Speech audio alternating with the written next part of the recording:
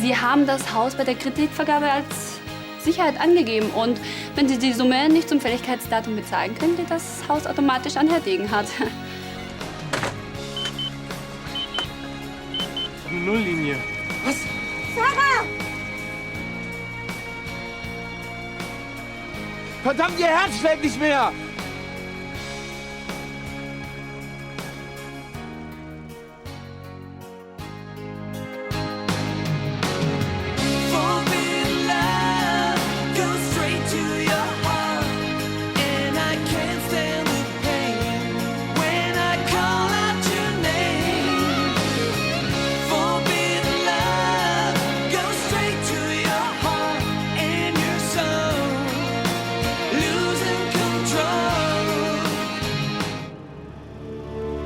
Nein, nein, nein, nein! Lassen Sie mich, ich bin selber Arzt. Adrenalin, 1 Milligramm. Komm schon, Sarah. Bitte atme. Sarah, atme. Beatmungsbeutel. Sarah! Sarah, bitte.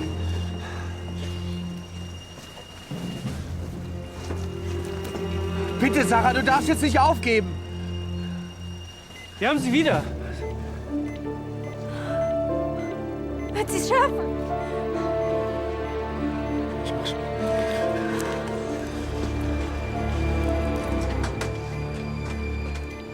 So, und jetzt raus mit Ihnen. Alle beide. Herr Brandner, Sie schulden meinem Chef 400.000 Euro. Auch wenn ich verstehen kann, dass man eine solche Summe leicht verdrängt. Ich verdränge gar nichts, Sie unverschämte Person. Haben Sie das Geld aufgetrieben? Nein. Sehen Sie. Und da Sie die Summe nicht abbezahlen können, geht das Haus automatisch in Herr Degenhardts Eigentum.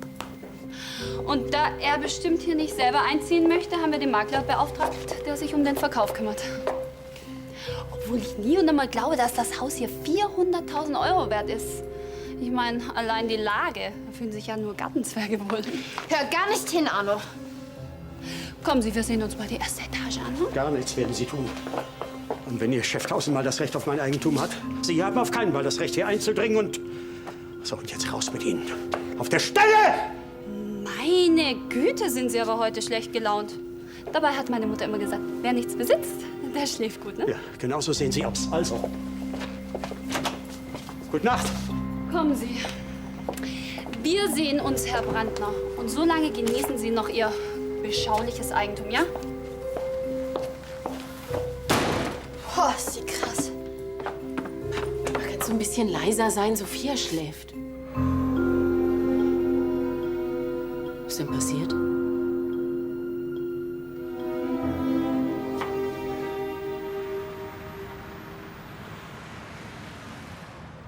Dr. Lahnstein, Sind Sie schon informiert? ganz kurz, was ist genau passiert? Meine Frau und Sarah Hoffmann hatten einen schweren Autounfall. Ich bin von der Straße abgekommen. Sarah war eingeklemmt. Ihnen geht es soweit gut. Schmerzen, Übelkeit, Schwindel. Mir geht es gut. Aber Sarah, Wir kümmern uns sofort um Sie. Frau von Lahnstein ins Behandlungszimmer. Der Kollege Reichert kümmert sich um Sie. Sekunde. Ich bin gleich bei dir, okay? Was ist mit Frau Hofmann? Also, Frau Hoffmann hatte einen Kreislaufzusammenbruch, Herzstillstand. Ich vermute mal aufgrund von inneren Blutungen. Ich konnte sie gerade noch reanimieren. So, sofort ein Sono und den OP fertig machen. Ich ziehe mich dann schnell um. Bitte? Ja, ich will Ihnen natürlich bei der OP assistieren. Wie stellen Sie sich das vor? Sie sind nicht mal mehr in diesem Haus angestellt. Das spielt doch wohl in dem Fall überhaupt keine Rolle. Ich kann Frau Hoffmann auf keinen Fall alleine lassen. Das kommt überhaupt nicht in Frage. Dr. Becker, bitte, ich kann jetzt hier unmöglich untätig einfach rumstehen. In Ihrem Zustand auf gar keinen Fall.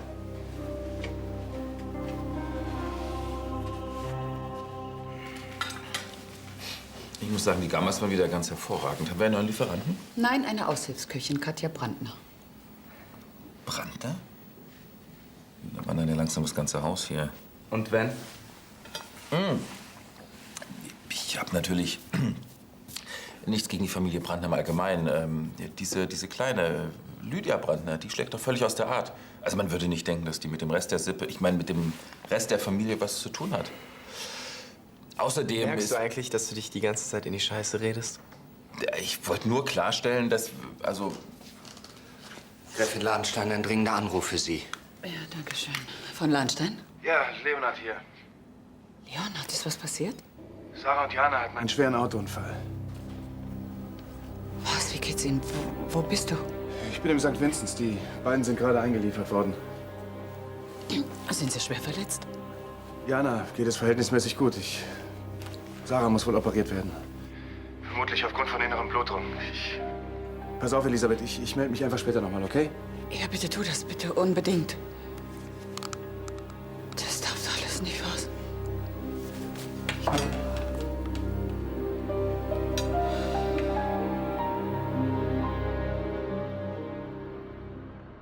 Nein, Degenhardt hat Anspruch auf das Geld. Das Haus gehört quasi schon ihm. Und wenn mir über Nacht nicht eine brillante Idee kommt, dann sitzen wir über kurz oder lang auf der Straße. Ich kann mir den Vertrag ja mal durchsehen. Ach, bitte? Sie glauben, Sie könnten eine Lücke finden?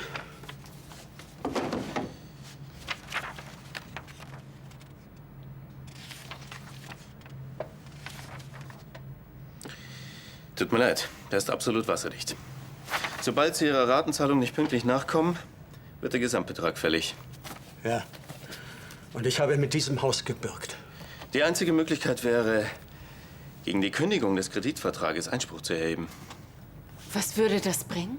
Sie könnten Zeit gewinnen, um eventuell doch die Summe zusammenzukriegen. Na, nicht mal, wenn ich einen Monat Aufschub hätte. Aber Sie könnten selbst einen Käufer finden und einen höheren Kaufpreis zu erzielen. Wenn ich mir vorstelle, dass Degenhardt dieses Haus an irgendjemand verschachert oder vielleicht sogar abreißt. Ich habe es selbst entworfen, gebaut, einen Teil meines Lebens hier verbracht, meine Kinder großgezogen.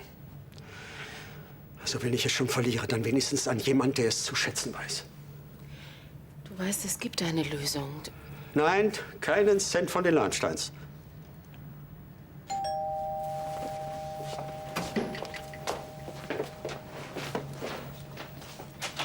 Elisabeth? Jana und Sarah hatten einen Autounfall.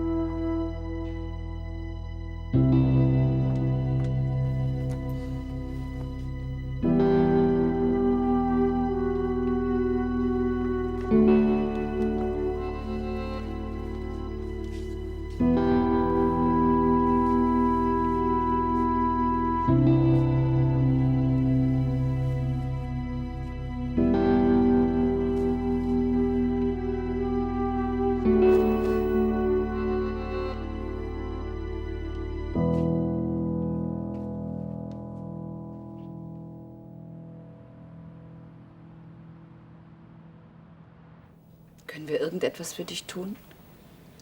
Erkundigt euch bitte, wie es Sarah geht. Ob sie schon operiert wurde. Ja, na, damit solltest du dich jetzt nicht belasten. Du weißt, Dr. Becker ist dein ehemaliger Chef. Der macht gute Arbeit. Bin mit Sarah oder dem Kind. Es wird alles gut, ganz bestimmt. Ganz bestimmt. Vielleicht weiß ja auch Gregor schon mehr. Ich werde gleich mal nach ihm schauen. Ja?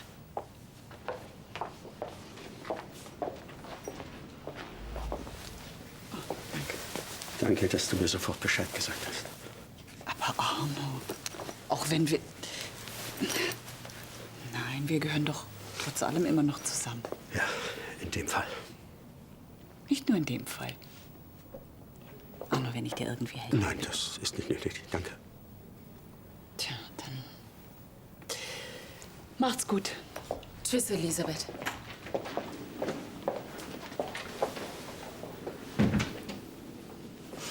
Es ist alles meine Schuld. Na ja, bitte. Du sollst dich schonen. Wie es zu dem Unfall gekommen ist, kannst du uns auch später erzählen. Du hast dir deinen Abend bestimmt auch anders vorgestellt, oder? Wieso? Was meinst du? Du siehst müde aus. So erschöpft. Ist zu Hause denn alles in Ordnung? Ja, natürlich. War ein anstrengender Tag. Äußerst extravagante Bauern, du verstehst. Und dann die Nachricht, dass ihr verunglückt seid. Jana, werd ganz schnell wieder gesund, dann glätten sich auch die Falten wieder in diesem hübschen Gesicht.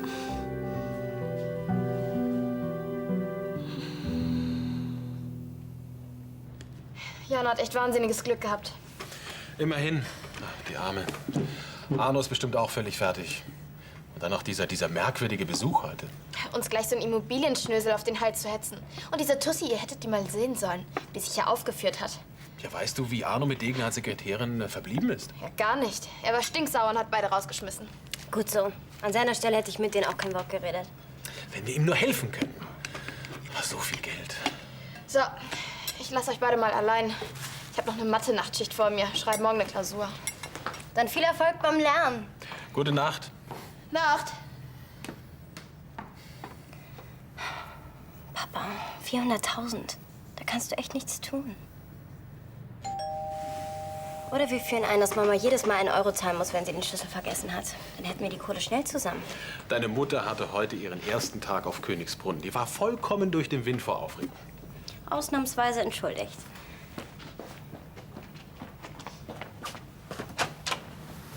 Hallo, junge Frau. Was wollen Sie? Na, erst mal reinkommen in die warme Stube. Ein Sauwetter ist es heute wieder. Ah, unser Cowboy. Schön, Sie zu sehen. Wenn Sie einen Termin mit Herrn Brandner wollen, Sie können ihn morgen im Büro erreichen. Langsam, langsam. Erst mal die Floskel. Wie geht's Ihrer Gattin? Ist die auch hier? Es geht Sie einen feuchten Kehricht an. Meine Sekretärin war nicht sehr erfreut, wie sie hier empfangen wurde. Noch was? Richten Sie Herrn Brandner aus, mein Makler hat erste Interessenten. Und wenn er nicht zahlt, können Sie es sich nächste Woche unter der nächsten Rheinbrücke gemütlich machen. Kapiert? Herr Degenhardt, wir werden eine Lösung finden. Natürlich. Aber rauben Sie keine Bank aus. Klar? Ach, übrigens, falls Ihr Töchterchen Schwierigkeiten hat, unterzukommen, statten Sie mir doch mal einen Besuch im Büro ab. Ihre Mutter kennt den Weg. So, und jetzt raus! Sofort! Ich wollte nur helfen.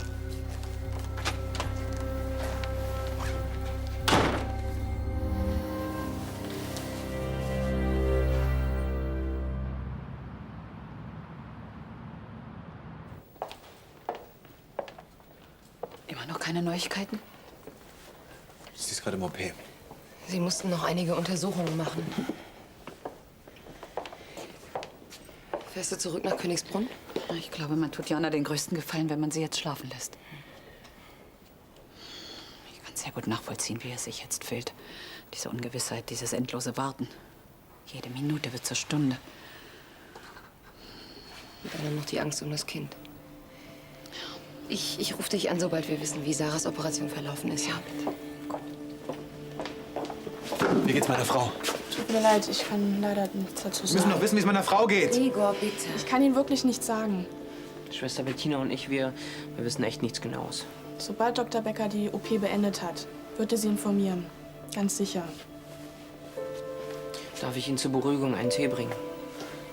Danke, das ist ja nett. Ich kümmere mich um ihn.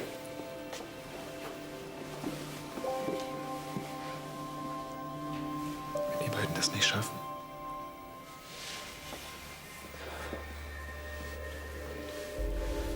Sarah kämpft gerade um ihr Leben. Und dann das unserer Tochter. Und ich sitze hier und ich kann nichts für sie tun. Gar nichts. Nichts. Danke, Schwester Bettina. Und? Keine Panik. Amerika muss sich maximal 4 Wochen gedulden. Bei unserer Pflege schaffen wir es vielleicht sogar in 3. Also, wenn du mal Gesellschaft brauchst, dann weißt du hoffentlich, wo die Klinge ist. Danke. Leonhard? Ja, es sieht so aus, als wärst du mit einer normalen Gehirnerschütterung davon gekommen. Gott sei Dank. Das heißt also Bettruhe. Die kann ich doch auch auf Königsbrunn halten. Ich vermute, Dr. Becker will dich zur Beobachtung noch ein paar Tage hier behalten. Du solltest dich jetzt erstmal ausruhen und schlafen. Das Beruhigungsmittel wirkt bestimmt gleich. Ich bin so froh, dass es dir besser geht. Morgen komme ich wieder vorbei.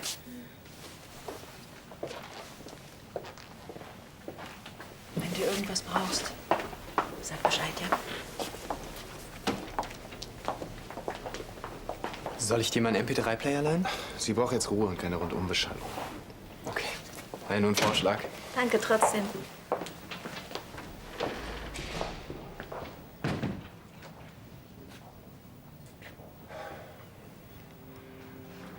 Was ist mit Sarah? Sarah wird immer noch operiert. Was, immer noch? Gott. Hoffentlich ist nicht irgendwas... Jana, mach dir darüber jetzt bitte keine Gedanken. Leonard, du musst mir das glauben. Als wir im Auto waren... Jana, bitte. Du brauchst jetzt Ruhe. Oder möchtest du etwa erst in 6 Wochen nach Amerika?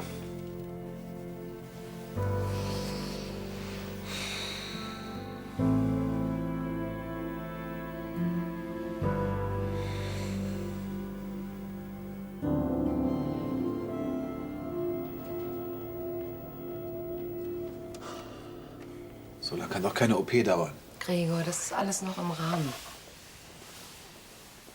Nein, da stimmt irgendwas nicht. Jetzt mach dich nicht verrückt. Was soll ich denn sonst machen? Du musst fest daran glauben, dass alles gut wird. Schick Sarah und eurem Baby Kraft. Das hilft ihnen.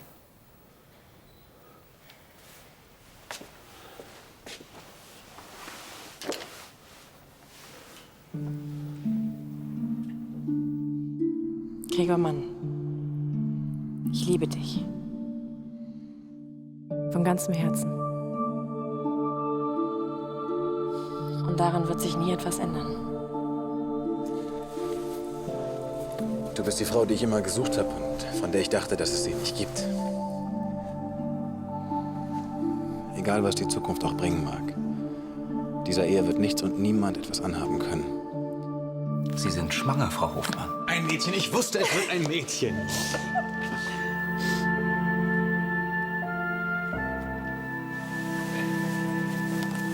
Guck mal.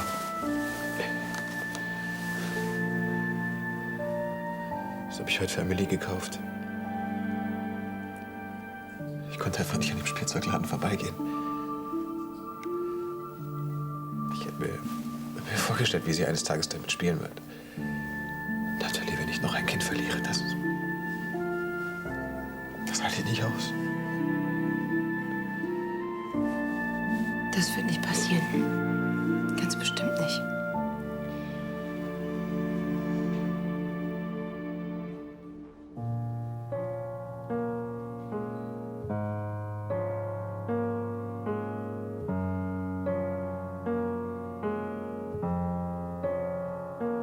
Let the show begin. It's a sorry sign. Let it all deceive. Now I'm pains in me that I never found.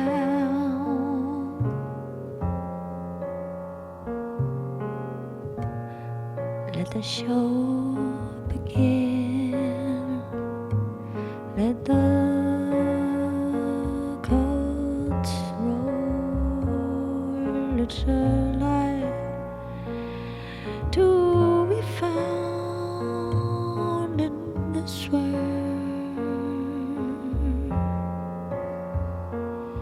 And now I see it's all that I gain. Let me hope to achieve what became, what we will, what we did Sunday.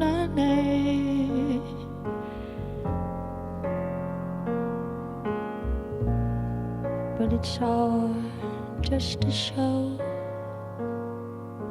a time for us, and the words we'll never know. And daylight comes and fades.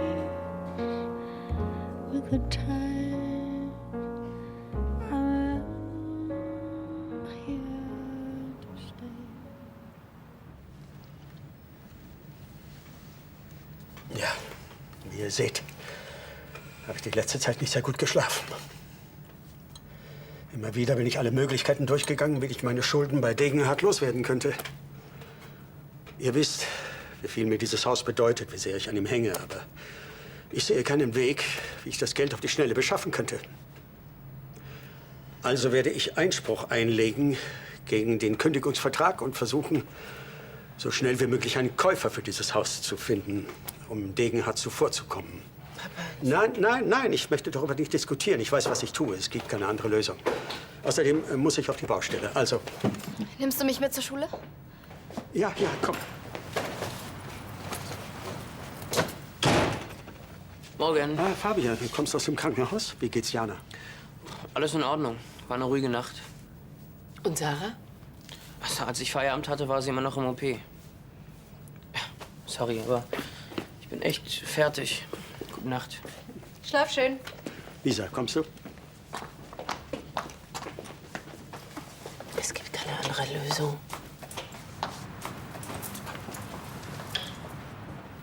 Das kann doch nicht sein, dass er alles verliert, nur weil er wieder mal nicht über seinen Schatten springen kann.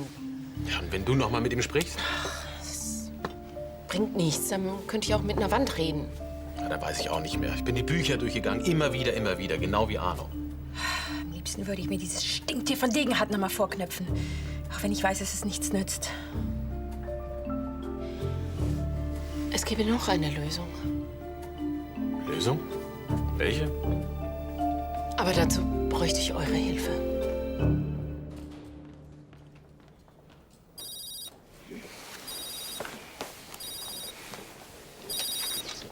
Ja, hallo? Natalie? Ich wollte nur fragen, ob es Neuigkeiten gibt. Nein.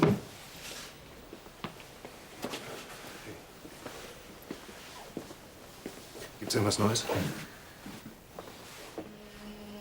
Was ist mit meiner Frau? Kommen Sie bitte mit in mein Büro. Nein. Ich will jetzt sofort wissen, wie es meiner Frau geht. Und unserem Kind.